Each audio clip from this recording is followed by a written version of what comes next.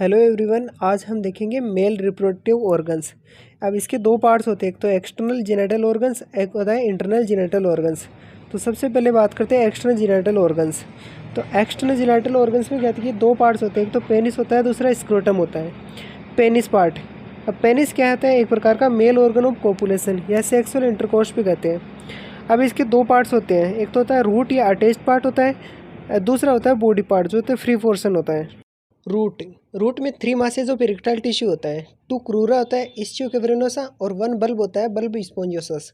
Body part 3 masses of erectile tissue होता है, right and left corpora cavernosa and medial corpus spongiosum.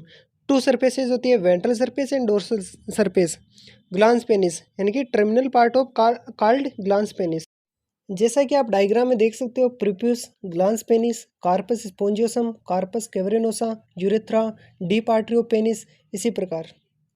अब 2 प्रकार के लिगामेंट पाए जाते हैं, एक तो फंडिफॉर्म लिगामेंट, दूसरा होता है सस्पेंसरी लिगामेंट।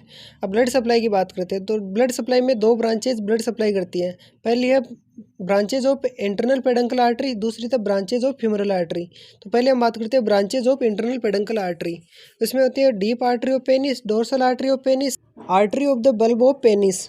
दूसरी है branches of femoral artery, superficial external peduncle artery. Venus drainage, superficial external peduncle when. Nerve supply की बात करते हैं तो dorsal nerve of penis, peduncle nerve है, इलियो इग्वाइनल नर्व है, पैरासिम्पैथेटिक नर्व है, S2, S3 और S4। अब है लिम्फेटिक ड्रेनेज, ये inguinal lymph node, deep and superficial. अब erection of the penis is a purely vascular phenomena, यानी कि erection is controlled by parasympathetic S2, S3 and S4।